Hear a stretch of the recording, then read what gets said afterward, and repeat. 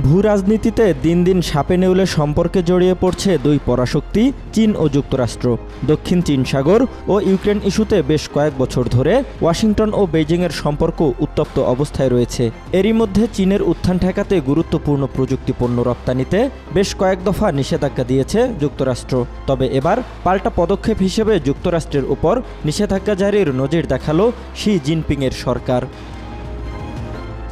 Semiconductor তৈরিতে ব্যবহৃত একটি দুর্লভ খনিজ উপাদান রপ্তানিতে যুক্তরাষ্ট্রের ওপর নিষেধাজ্ঞা আরোপ করেছে চীন।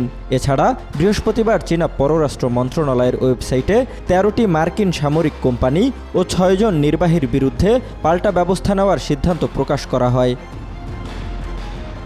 গতকাল চীনা পররাষ্ট্র মন্ত্রণালয়ের নিয়মিত সংবাদ সম্মেলনে মুখপাত্র লিন চিয়ান বলেন, সাম্প্রতিক সময়ে যুক্তরাষ্ট্র অনেকবার চীনের তাইওয়ান অঞ্চলে অস্ত্র বিক্রির ঘোষণা দিয়েছে, যা এক চীন নীতি ও চীন যুক্তরাষ্ট্রের ৩টি যৌথ ঘোষণাকে গুরুতরভাবে লঙ্ঘন করেছে।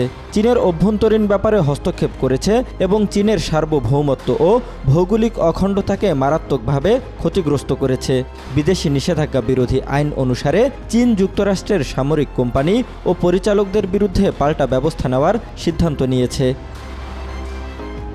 এর আগে চীনের বাজারে উন্নত মানের চিপ রপ্তানির ওপর নিষেধাজ্ঞা দিয়েছিল যুক্তরাষ্ট্র।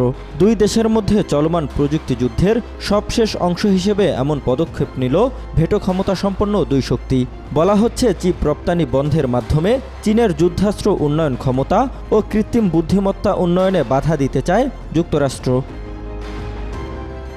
সাম্প্রতিক বছরগুলোতে জো বাইডেন প্রশাসনের অধীনে চীনের সঙ্গে মার্কিন বাণিজ্য সর্বনিম্ন স্তরে ঠেকেছে।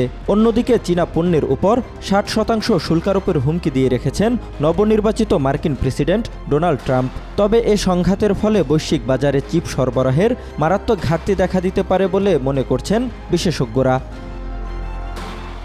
জহিরুল ইসলাম, আজকাল।